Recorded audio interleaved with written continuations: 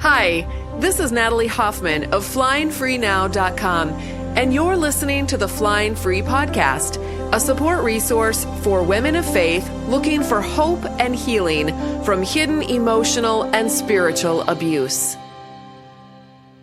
Welcome to episode 196 of the Flying Free Podcast. We're going to dive right into our first listener question, so here we go. I have been in an abusive marriage for 12 years and had gone as far as to hire a lawyer, was beginning to start proceedings when he finally came to me on his own, said he would do counseling because, of course, he always would say no, there was nothing wrong with him. So my question is this: I was feeling kind of free knowing I was going to be divorced. I mean, almost like I saw light, at the end of the tunnel that was coming. Now that I have made the choice to give him the opportunity to go to counseling, I'm feeling confused, scared, anxious, all of that all over again. And knowing it's going to be a very long road ahead, I'm doubting and questioning whether or not I have made the right choice. But at the same time, I know that if I don't try the counseling, I'll feel like I didn't do everything I could. I'm very, very much struggling with this. And do you have any advice? Thank you. First of all, notice right off the bat who is taking responsibility in this relationship. Do you guys see this? I mean, you might be tempted to think that it's the husband. After all, he just said he was going to go to counseling now. At long last, he's taking responsibility, right? Wrong. In this story, the wife is still taking the responsibility. She believes that it's her responsibility to do everything she can, these are her words, to make sure the marriage has every chance, or had every chance that it could have. She's already given this marriage 12 years. And for 12 years, this guy wasn't interested in taking responsibility or going to counseling or getting help. But now that she's filed for divorce, he's suddenly interested. Of course he is. The vast majority of abusers are very interested in counseling once their wife of sometimes decades has finally decided to pull the plug on the marriage and be done. It's this amazing, miraculous thing that comes over them in that moment. Why do you think that is? Is it really an amazing, magical thing? I'm going to give you an analogy. Let's say that you're a mom and your 10-year-old child doesn't want to do his homework. It's this big power struggle every night after school, and guess where I got this story from, and you don't know what to do. You notice that this child enjoys playing on his iPad when he gets home from school. So you decide to let him know that you will be taking his iPad away if he doesn't do his homework. So the next day he comes home from school and he gets on his iPad without doing his homework, and you quietly go over and take the iPad away and say, "You can't have the iPad until your homework is finished, dear." And he maybe throws a snit fit at first, but after he's had some time to weigh out the situation, he decides to do his homework. Why? Because he is suddenly internally motivated to take responsibility? Because he has suddenly transformed into a responsible human? Nope. He's doing his homework so he can get his iPad back. What if this same child came home from school every single day and got on his iPad and you said, "Hey, I'm going to have to take your iPad away if you don't do your homework first." And the child said, "Oh, no worries, Mom. I'll do my homework. I promise. You don't need to take my iPad away." But then he didn't do his homework. How many days of this would need to go by before we decided that this wasn't working? And that his promises to do his homework didn't really mean anything? Or maybe what if every 3 or 4 days or so, he actually would do his homework, just to kind of string you along and give you hope and make you think that he was getting the point.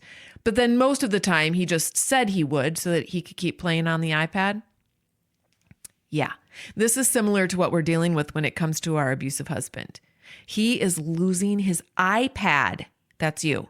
And he wants it back. So he's just negotiating. "I'll go to counseling if you come back and be a good wife who gives me sex and does my laundry again." I mean, he'd rather have the maid and sex service for free. But if he can't get it that way, why, he'll invest in a little therapy session or two if it'll get you to give up all this talk about taking his iPad away. Now, we know that our child has matured when we no longer have to threaten to take away the iPad to get him to do his homework. Once he has grown and developed emotionally, he will be intrinsically motivated to take personal responsibility for his homework and his grades, and you will no longer have to use an external incentive. That is, if the child, matures in that way. But abusers are grown-ups who, for whatever reason, never developed emotional intelligence. They are not intrinsically motivated to take responsibility. They rely heavily on other people around them, external circumstances, doing that for them. They rely on others to cooperate and do what they want them to do to make them feel good.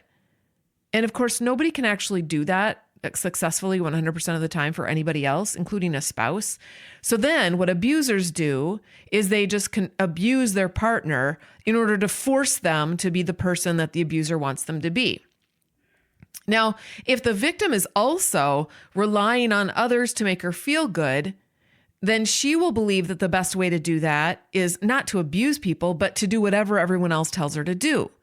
So do you see this? Abusers tend to be entitled, selfish little pricks. Sorry for the French, but they are. And victims tend to be people pleasers. There's not much hope for abusers because to change, you have to be willing to look yourself in the mirror and be wrong about things. And abusers are never wrong. They can't be wrong. There is a ton of hope for victims, though, because they tend to look at themselves in the mirror all the time and think that there is already something wrong with themselves.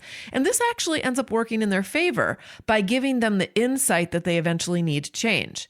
They are going to be more willing than the abuser to say, I could be wrong about this. And that is why they, the survivor, is most likely to change. But look out. If you are an abuser of a victim who decides that she is wrong, guess what? She may realize one day that she has been wrong about you. She thought you could change, but now she's starting to see that you won't. And that means she will change in a way that enables her to one day leave a stubborn, unchangeable, abusive man behind. So back to this particular listener's question. She's second guessing her decision to give him another chance after already giving him 12 years of chances. I wonder how many opportunities this man had every day of every week of every month of every single one of those 12 years to simply take personal adult responsibility for his behavior and be a committed, loving, kind, respectful partner. I'm guessing at least a few thousand. And this, my friends, is why she is second guessing herself. Her body knows what she has already invested in this relationship, and she had already decided to be done. So now her body is being yanked back into this abuse cycle, and her body's protesting. That's why she has all of this second guessing and all these doubts. Her body is not feeling good about this. That's why. Yeah, it's going to be a long road ahead going through this now. Just as long of a road ahead as the road that she has already traveled, and possibly longer. But I just want to offer this woman and all of you that you are driving the car of your life. And guess what? You can do with a car. You can actually do a U-turn, or you can actually take a right or a left. You don't have to stay on the same road when you're the driver of a car. You can say, whoops, made a mistake. I guess I am done with this relationship. I love that you're getting therapy because that's going to serve you and your life, and I care about you and your future. But I also care about me and my future, and you're not in it. I'm not going to spend any more years waiting and hoping for you to change. I'm going to focus on my own change, and I'm going to do that in a safe, abuse-free space. Who knows? Maybe if you do your work and I do mine, we might end up getting back together again someday. I don't know. But if that happens, it will happen because we did our own work apart from one another. Now, that's something that you could say to him if you wanted to. I'm not telling you that you have to. I don't want to tell you what to do. I'll tell you this, though. I gave my ex 23 years of chances. And the last 4 years of those 23 years, I made it clear that I was going to leave him if he didn't do his work. And I allowed myself to get yanked around by him, by elders at our church, and by my family. And then I decided I was going to take back the wheel of the car of my life and drive that car myself. After all, God gave this life to me. He didn't give it to anyone else. And nobody was threatening me except people. God was not threatening me. But of course, people were, because they wanted to control my story. You guys, that's just inappropriate. I decided that they could want and want and want to control the story of my life until the cows came home, but I wasn't going to let them do it anymore. Ooh, that makes religious folks mad. It doesn't make God mad, though. God was cheering me on, and I could feel that in my bones. So I want you to know that if you decide to give your husband a few more years of your life, I get it. I did too. I wanted to know for sure before I pulled that plug. And I did. I knew for sure when the time came. There is no shame in waiting for yourself to be ready for that. But just know that there's also no shame in pulling the plug or changing your mind after saying that you'd give him another chance. Now, this question came in several weeks ago, so I'm guessing that if you're the one who sent in the question, you've probably had a few more weeks under your belt to see just how well your man is doing jumping through that hoop. It usually just takes a few weeks for the mask to come off again. Now, some guys can wear the mask longer and better than others, but it always eventually comes off. And then you can decide where you want to go from there. Now, before we go into our next question, I want to read a review that came in from a woman who has been in the Flying Free program for 2 years. She says this, and I took out all of the things that might indicate who she is. So you'll never guess who she is. I don't even remember who she is because I wrote this down a long time ago. But anyway, she wrote this. I joined Flying Free 2 years ago. I was looking for support for women who are caregivers, and the internet sent me this link. I tentatively joined with little hope. I worked a lot. I didn't have time to attend coaching. I tried printing the sessions once and didn't realize that the printer was out of paper. Later, when my unemployed husband printed something on my printer, I found the last 2 pages of the workbook on my computer. I felt vulnerable, scared, and hopeless. So far, are you really excited about the Flying Free group? I know, right? Along the way, I learned that I could listen to the coaching calls even while I wasn't present at the coaching calls. That's because we put all the replays are on a private podcast. This really started to open my thinking. I attended a monthly sister gathering and was asked what my 5-year plans were. All I could do was cry.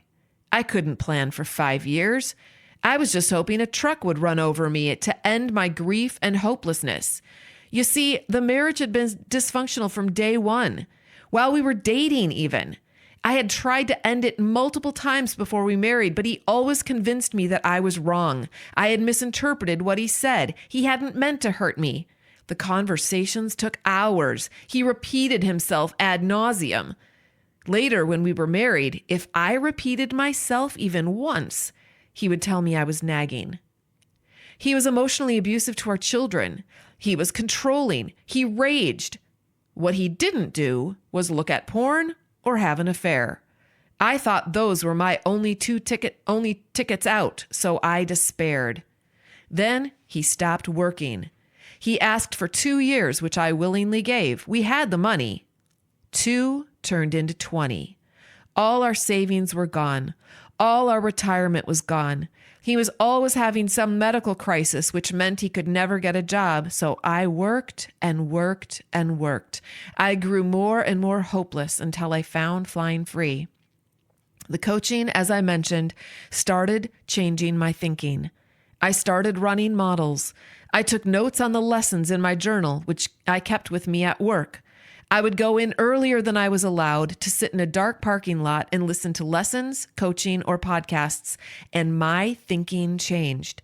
I realized that I was not responsible for his feelings, outcomes, or happiness. He was. His thoughts create his results. My thoughts create my results. If I wanted a different result than bitching about my unhappy marriage to my friends, I needed a different thought. So I found one.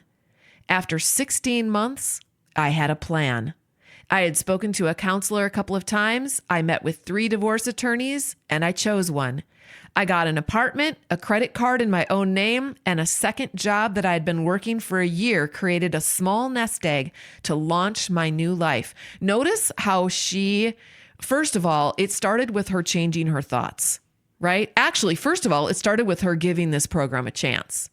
There's a small percentage of people who join the program and don't do anything with it. And then after a month, they just drop out probably because they feel like she felt like I can't do this. This is overwhelming. I just wish I was dead. But she didn't give up. She kept going and she started doing that personal work herself. She started carving out time for herself and doing this work, and it changed her brain.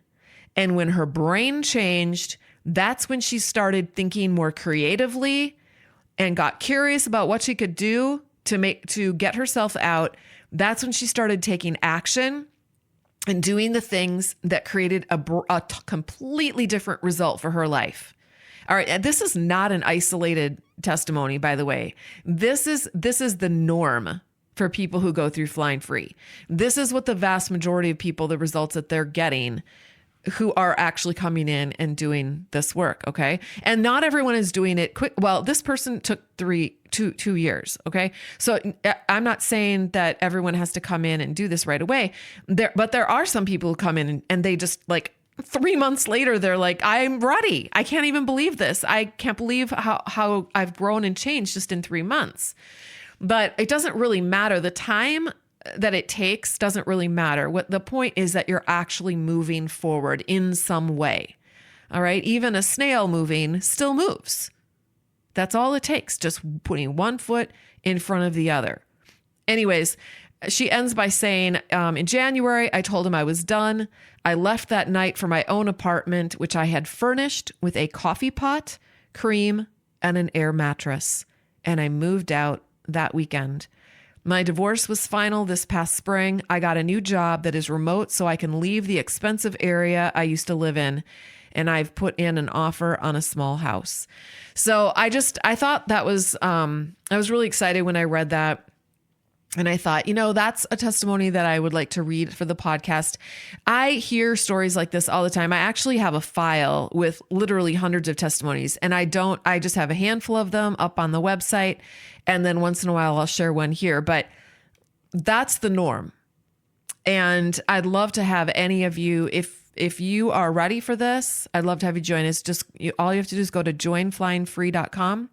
And you'll get the whole skinny on the program. We make it very affordable. It's only $29 a month for something that, I don't know about you, but I used to pay $150 a pop for counseling. And if I went to counseling every week in a month, that's $600 for a month. For 4 hours of sitting and talking to somebody. Now, I love therapy, and there are actually amazing counselors and therapists who recommend my book and my program, and they do it in conjunction with their clients. So their client actually has someone personal that they can talk through and process the things that they're learning with. And I think that makes a beautiful, really an ideal situation. So don't get me wrong. We love our counselors and our therapists. All right. And incidentally, there are a lot of counselors and therapists in the program too. So my theory is that people helpers, we tend to get caught up in helping these kinds of men. We feel bad for them. We want to help them. We end up marrying one of them thinking that we can help this person and, be like the wind beneath their wings. And so that's why a lot of people helper types, teachers, counselors, doctors, we tend to end up in abusive relationships oftentimes. So, and where people take advantage of us. So anyways, I wanted to share that with you. Let's go on to the next question. Okay. And this next question is very similar to the first one. So there's kind of a theme to this episode. So let's listen.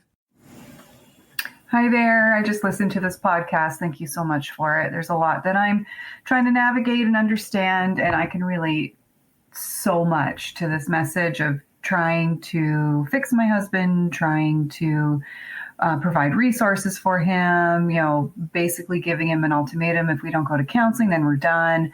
This stuff in our marriage has been going on for years and years. So I'm confused a little bit. Okay, so we can't force them to change, which I get, but how far do we go? I don't feel right just sitting back and saying this makes me unhappy.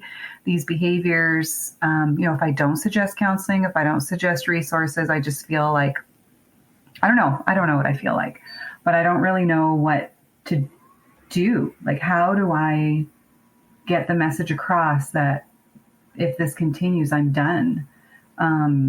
Because there's partnership, right? And if we support each other, we should be providing ideas and suggestions in my mind, but maybe that's just me people pleasing.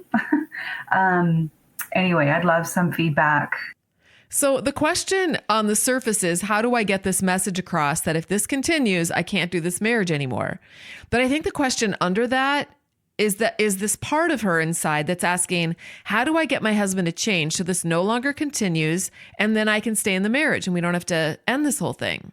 Because I remember feeling like that. I was like, I don't want to get divorced. I've never wanted that. So that's really what it is. And she understands that we can't get our partners to change. She made that clear at the beginning, but there are other parts inside of her that actually don't understand that yet. Do we see this? I mean, have you ever felt like you were conflicted inside like this? Like part of you was rational and could see things pretty clearly, but then there were other parts of you that were still very confused and upset and uncertain and scared? Yeah, that's all totally normal. That's because we actually are made up of many different parts. We're going to actually talk about that in some upcoming episodes. But for now, just understand that all of this is very normal. She wants to know how to get across her message. But my question for her would be, haven't you already tried communicating this message in dozens of different ways and times already? I mean, I remember thinking that if I could just hit on the right inflection in my voice, maybe, or the correct tone, or the perfect combination of words, or the right attitude, one of subservience and humility, so as not to trigger his fragile ego and bring down his wrath. But nothing I tried worked. And trust me, I tried it all. If my words had anything to do with even remotely implying in the slightest that he might have made a mistake or done something wrong in any way, I would be sure to pay for it with accusations of being a horrible human being for making things up in my head, a horrible human being for nagging, for being mean, a horrible human being for being ungrateful, and on and on and on. So it would get turned back on me. Have you ever heard of the Darvo reaction, DARVO?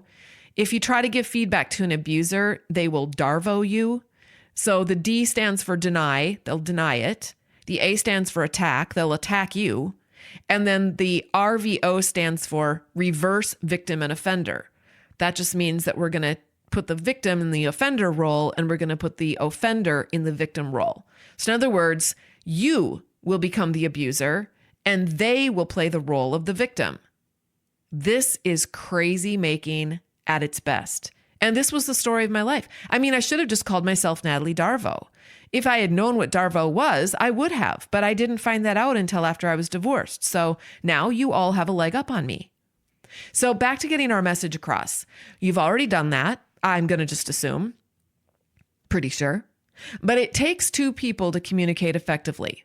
You can send a message, but if there's a broken receptor on the other end, the message will not be received.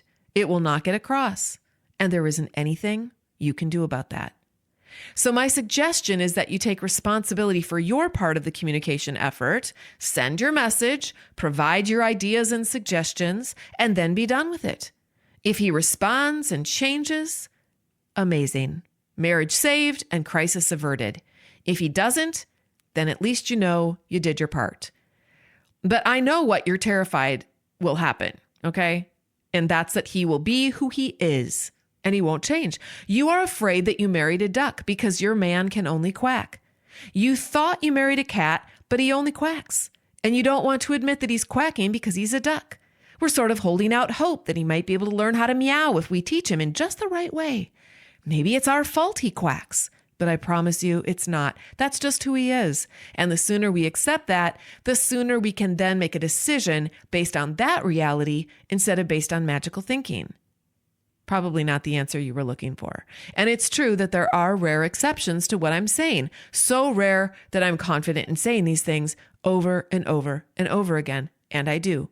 And I also know that everyone listening who is still hoping for a miracle is also thinking, mine could be the exception. How do I know that? Because I did that. I believed that. I read dozens of books and I still believed that until something inside me broke one day, and then I knew. That break turned a light bulb on in my brain, and all my parts inside, even the very most skeptical ones, they were finally on board. They finally got it, and that changed everything. See? No change on his part, just a big whopper on mine. It's funny because my daughter recently told me that her dad told her that I was just a woman who was stuck. I couldn't move forward in my life. Now, isn't that fascinating? I mean, I've gotten divorced, remarried, I've written a book, I started a business, I've changed in a million ways over the course of the last 10 years, but he is, to this day, projecting his own universe onto mine. Quack, quack. So how far do we go to give them a chance? That's up to you. How far do you want to go? Or you could ask a different question. How far do we want to go to give ourselves a chance at a normal life? Your answer to that question is far more important as far as what will ultimately move the dial in your life and get you unstuck. And again, if you want to deep dive into this personal growth work with me, check out joinflyingfree.com for more information. You guys, that's all I have for you this week. Thank you so much for listening. And until next time, fly free.